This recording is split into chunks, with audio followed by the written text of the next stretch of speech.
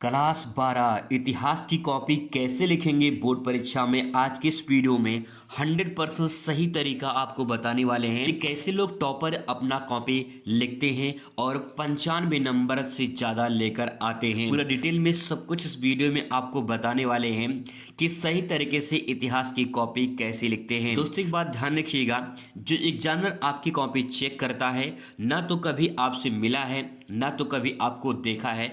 आपकी जो कॉपी होती है वही कॉपी आपकी पहचान होती है। इसीलिए कॉपी ऐसा लिखा जाए कि कॉपी देखकर ही एग्जामिनर नंबर दे दे। तो आइए समझते हैं कॉपी कैसे लिखा जाए। शुरुआत करने से पहले दोस्तों आपको एक मॉडल पेपर दिखा दे रहे हैं। ये बोर्ड परीक्षा 2024 का एक मॉडल पेपर है। इस प्रकार से पेपर आपका आता है और आप यहाँ पे देख पाएंगे 2024 का पेपर है। कुछ इस प्रकार से यहाँ पे इंपॉर्टेंट बहुविकल्पीय क्वेश्चन होते हैं और ये 10 क्वेश्चन होते हैं बहुविकल्पीय। फिर इसके बाद जो है यहाँ पे आपका शुरुआत होता है। यहाँ पे आपका अति लघुत्तरीय प्रश्न, एक क्वेश्चन के लिए 2 नंबर आपको यहाँ पे मिलता है। और फिर इसके बाद जो है यहाँ पे आपका शुरुआत होता है लघुत्तरीय प्रश्न, एक क्वेश्चन के लिए 5 नंबर आपको यहाँ पे दिया जाता है। और फिर इसके बाद कहानी को आगे बढ़ाएं तो यहाँ पे देखिए विस्तृत उत्तरीय प्रश्न पूछा जाता है, एक क्वेश्चन के लिए 10 नंबर आपको यहाँ पे दिया जाता है। फिर इसके बाद यहाँ पे नीचे आएंगे तो आपको यहाँ पे दिखाई देगा कुछ ऐतिहासिक तिथियां दिया रहता है। इस तिथि पर कौन सी घटना घटी है उन घटनाओं का नाम आपको लिखना होता है। और फिर इसके बाद लास्ट में आपको मानचित्र संबंधी प्रश्न यहाँ पे दिखाई देता है। तो ये तो पेपर है। अब आइए कॉपी में कैसे इस पेपर को पूरा सॉल्व करेंगे, आइए आपको दिखाते हैं स्टेप बाय स्टेप। दोस्तों जब बहुविकल्पीय क्वेश्चन की शुरुआत करेंगे सबसे पहले ऊपर आप यहाँ पे बहुविकल्पीय प्रश्न लिख देंगे। इसके बाद जो भी प्रश्नोत्तर नंबर रहेगा यहाँ पे पहला है तो पहला लिख देंगे, ठीक है। और जो भी उसमें ऑप्शन सही होगा उस ऑप्शन को आप यहाँ पे लिखना, जैसे मैंने यहाँ पे डी लिख रखा है, ठीक है। और फिर उस ऑप्शन का नाम लिखेंगे और फिर से टिक कर देंगे। बस इतना काम करके आपका ये काम हो जाएगा, ओके, ठीक है। इसके बाद जो अगला काम करेंगे सबसे मुख्य इंपॉर्टेंट काम है। यहाँ पे देखिए प्रश्नोत्तर नंबर जब मैंने लिखा है तो यहाँ पे एक लाइन मैंने गैप कर दिया है ताकि जो है ये स्पष्ट साफ सुथरा दिखाई दे। और फिर मैंने जो दूसरा क्वेश्चन यहाँ पे लिखा है तो यहाँ पे ऊपर देखिए एक लाइन मैंने गैप कर दिया है ताकि जो है स्पष्ट साफ साफ दिखाई दे। अगर ये ज़्यादा सड़ जाएगा तो दिक्कत हो जाएगी, ये क्वेश्चन अलग अलग दिखाई देना चाहिए। तो यहाँ पे इस प्रकार से क्वेश्चन नंबर 2 मैंने लिखा, फिर जो भी ऑप्शन सही था यहाँ पे सही मैंने लिख दिया और यहाँ पे सही का निशान लगा दिया। इस प्रकार से जो है आपका दूसरा क्वेश्चन भी तैयार हो जाएगा। ऐसे ही आपको तीसरा भी कर लेना है। गैपिंग ध्यान रखेंगे, ऊपर एक लाइन और नीचे एक लाइन आप गैप कर देंगे। इसके बाद जो भी आपका आंसर सही होगा आंसर यहाँ पे लिख के टिक कर देंगे। ये काम हो जाएगा आपका बहुविकल्पीय के लिए। कुछ इस प्रकार से अपना बहुविकल्पी आप लिखेंगे। इसके बाद दोस्तों आता है आपका नेक्स्ट आता है अति लघुत्तरीय प्रश्न। अति लघुत्तरीय प्रश्न को देखिए यहाँ पे प्रश्नोत्तर संख्या मैंने यहाँ पे 11 लिख दिया है। और फिर यहाँ पे क्वेश्चन पूछा, 2 नंबर का क्वेश्चन था कि लोथल पुरास्थल की खोज किसने की थी। तो यहाँ पे मैंने हेडिंग बना लिया छोटा सा और फिर इसके बाद SR राव मैंने नाम लिख दिया और यहाँ पे डेट लिख दिया। तो यहाँ पे मुझे 2 नंबर इस पे आराम से मिल जाएगा। ऐसे लिखिए, ठीक है। और यहाँ पे फिर एक लाइन आपको गैप कर देनी है, कम से कम एक लाइन का गैप तो करना ही करना है और मैक्सिमम आप 2 लाइन जो है यहाँ पे छोड़ सकते हैं। इसके बाद यहाँ पे प्रश्नोत्तर नंबर जो भी रहेगा आपका 11 12, ठीक है, आप लिखेंगे।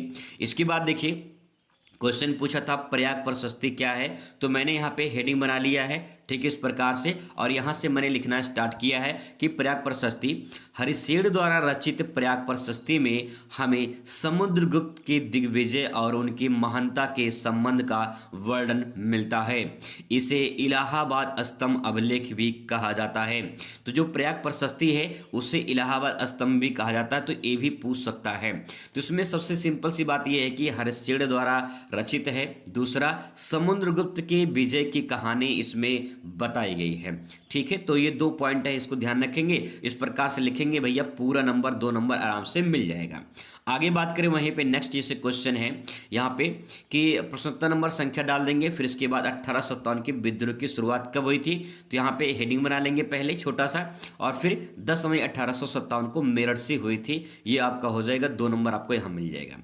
आप इस बात को इतना भी लिख सकते हैं, इतना भी लिख सकते हैं, लेकिन इस हेडिंग बनाने से थोड़ा सा इस क्वेश्चन के अंदर निखार आ जाएगा और यही निखार जो है आपको पूरा नंबर देकर जाएगा। जैसे हम कहीं जाते हैं तो जाने से पहले हम तैयार होते हैं, अपने आप को तैयार करते हैं, तो वही जो तैयारी है आप कॉपी जब लिखेंगे तो तैयारी क्या है, आप सही तरीके से लिख रहे हैं, सही तरीके से लिखकर अब एग्जामिनर देखेगा ना तो समझ जाएगा कि 1857 की विद्रोह की बात हो रही है और यहाँ पे आंसर भी लिखा है तो करेक्ट आपका पूरा हो जाएगा। ठीक है, इसके बाद आपका आता है नेक्स्ट स्टेप लघु उत्तरीय प्रश्न। लघु उत्तरीय प्रश्न की बात करें तो यहाँ पे प्रश्न उत्तर संख्या डाल देंगे या उत्तर संख्या डाल देंगे या आंसर नंबर डाल देंगे, जो भी आप लिखना चाहते हैं इस प्रकार से आप लिखेंगे।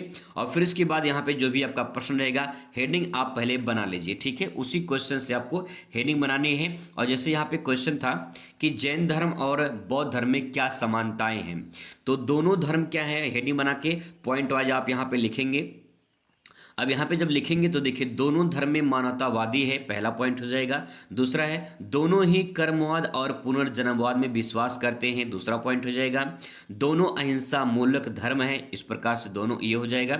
दोनों में अपने त्रिरत्न है, दोनों का अपना अपना ग्रंथ है, त्रिरत्न है। नेक्स्ट है दोनों ही ईश्वर को सृष्टिकर्ता के रूप में स्वीकार नहीं करते हैं, यानी कहने का मतलब है कि ये नहीं मानते कि सृष्टि यानी संसार का रचना ईश्वर ने किया है, ये स्वीकार नहीं करते हैं। दोनों ही जातिवाद का विरोध करते हैं और दोनों ही चरम लक्ष्य का निर्माण है और फिर दोनों ही वेद पुराण को नहीं मानते हैं। जिस प्रकार से कुछ यहाँ पे 8 पॉइंट मैंने लिखा है, आप मैक्सिमम 5 पॉइंट लिख सकते हैं क्योंकि इसके लिए 5 पॉइंट आपको दिया जाएगा। ठीक है, तो यहाँ पे 5 नंबर मिलेगा तो 5 नंबर के लिए 5 पॉइंट तो जरूर लिखेंगे। इतना काम कर देंगे, इसके बाद जो है आप कॉपी चेक होगा, 5 नंबर आपको एग्जामिनर यहाँ पे दे देगा। ठीक है, इसके बाद दोस्तों यहाँ पे नेक्स्ट आएंगे आपका वित्त उत्तरीय प्रश्न रहेगा। इसके लिए 10 नंबर मिलेगा तो 10 नंबर के लिए जो है आपको कम से कम 3 पेज में लिखना है, 2.5 से लेकर 3 पेज में आपको आंसर को प्रेजेंट करना है। ठीक है, अब आइए देखते हैं कैसे इसको लिखेंगे। कई सारे तरीके हैं लॉन्ग क्वेश्चन लिखने के। सबसे पहला वही काम प्रश्नोत्तर नंबर या प्रश्नोत्तर संख्या जो भी रहेगा आप डाल दीजिएगा, फिर आप हेडिंग बनाएंगे यहाँ पे और फिर इसके बाद जो भी आप क्वेश्चन लिखेंगे उसका एक छोटा सा डायग्राम बना सकते हैं। अब देखिए डायग्राम बनाने से थोड़ा सा आंसर में निखार आ गया है, चमक आ गई है, कुछ अलग दिखेगा इस डायग्राम। यूपी बोर्ड खुद कहता है कि भैया आप डायग्राम बना के अपने आंसर को प्रेजेंट करिए, आपको पूरा बेहतरीन नंबर मिलेगा। तो यहाँ पे सिंधु घाटी सभ्यता की विशेषता पूछा था। विशेषता को जो है आप पॉइंट वाइज ऐसे भी करके लिख सकते थे, लेकिन मैंने यहाँ पे डायग्राम बना लिया है। अब इस डायग्राम से थोड़ा सा इसके अंदर चमक आ चुकी है, निखार आ चुकी है। एग्जामिनर जैसे देखेगा तो उसको थोड़ा सा कुछ अलग लगेगा और जब अलग लगेगा तो नंबर आपको जरूर मिलेगा। दोस्तों ध्यान रखिएगा, अगर किसी का वीडियो वायरल होता है, शॉर्ट वीडियो वायरल होता है, तो वायरल क्यों होता है? क्योंकि उसके वीडियो में कुछ अलग होता है, कुछ यूनिक होता है, तब जाके वायरल होता है। तो जब तक अपने कॉपी में कुछ आप अलग नहीं लिखोगे तब तक आपको अच्छा नंबर कैसे मिलेगा? इसीलिए आपको अपनी कॉपी में कुछ अलग लिखना है। अलग का मतलब ये है कुछ ऐसा लिखना है, कुछ इस तरीके से लिखना है कि एग्जामिनर देखकर खुश हो जाए और खुश होकर नंबर आपको पूरा दे दे। अब यहाँ पे हेडिंग वाइज बना के आप पहला पॉइंट लिखेंगे और उसके बारे में लिखेंगे कि सिंधु घाटी सभ्यता में मोहनजोदड़ो व हड़प्पा सबसे प्रसिद्ध स्थल हैं। यद्यपि हड़प्पा से सबसे पहले खोजा गया था, इसीलिए इसे हड़प्पा सभ्यता के नाम से जाना जाता है। इस सभ्यता में और भी स्थल हैं, लेकिन दोनों प्रसिद्ध स्थल माने जाते हैं। यहाँ खुदाई में महत्वपूर्ण वस्तु भी प्राप्त हुए हैं। इस प्रकार से लिखेंगे। ठीक है, लॉन्ग क्वेश्चन पूरा हेडिंग बना के लिखेंगे। अब आ जाता है आपका ऐतिहासिक तिथियां। कौन सी तिथि में कौन सी घटना घटी थी, तो यहाँ प्रश्नोत्तर नंबर डाल देंगे, यहाँ पे तिथि लिख देंगे और यहाँ पे घटना लिख देंगे। ठीक है, इस प्रकार से लिख देंगे और फिर लिखने के बाद जो है आप तिथि लिख लेंगे। एक लाइन के बीच बीच में गैप दे देंगे क्योंकि यहाँ पे एक लाइन पे 1 नंबर मिलेगा आपको। ठीक है, एक लाइन पे 1 नंबर मिलेगा तो 10 नंबर का क्वेश्चन आपका ये रहेगा। ठीक है, जैसे 185 ईसा पूर्व में क्या हुआ था, तो 185 ईसा पूर्व में मौर्य साम्राज्य का अंत हुआ था, ऐसे लिख सकते हैं। फिर 78 ईस्वी में क्या हुआ था, 78 ईस्वी में कनिष्क का राजारोहण हुआ था, ऐसे आपको लिखना है। 1333 में क्या हुआ था, 1333 में इब्न बतूता सिंध पहुंचा था। ठीक है, इस प्रकार से ऐसे लिखेंगे। और नेक्स्ट है 1469 में तो गुरु नानक देव का जन्म हुआ था और 1518 में पुर्तगाली जो यात्री थे वो भारत यात्रा पे आए थे और 1658 1658 में धर्मत की लड़ाई या फिर औरंगजेब और जो है दारा सिकों के बीच में लड़ाई लड़ी गई थी। और फिर इसके बाद नेक्स्ट डेट है यहाँ पे 1765 इलाहाबाद की संधि हुई थी। और 1875 में रैयतों का विद्रोह हुआ था। रैयत का मतलब किसान होता है, किसानों ने विद्रोह किया था। और नेक्स्ट है 1881 में नियमित जनगणना प्रारंभ हुई थी भारत में। और 1917 में चंपारण सत्याग्रह आंदोलन हुआ था, महात्मा गांधी जी का पहला सफल सत्याग्रह आंदोलन। तो इस प्रकार से आप डेट लिखेंगे, ठीक है, एक पेज में डेट हो जाएगा। फिर इसके बाद आता है आपका मानचित्र वाला प्रश्न।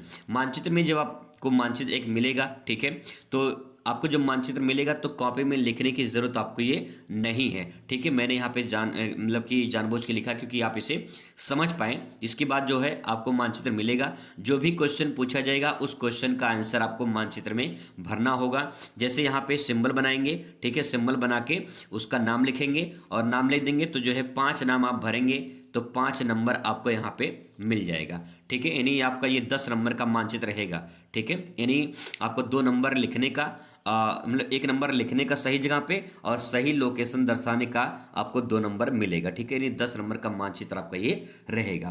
तो दोस्तों इस प्रकार से अपनी कॉपी को सॉल्व करना है। जो मैंने तरीका बताया आप उसे एक बार फॉलो करिएगा, आपको बड़ा फायदा मिलेगा। अभी और भी मैं सब्जेक्ट को लेकर आऊँगा, कैसे कॉपी ले सकते हैं, अच्छे तरीके से मैं तैयारी कराऊंगा आपको।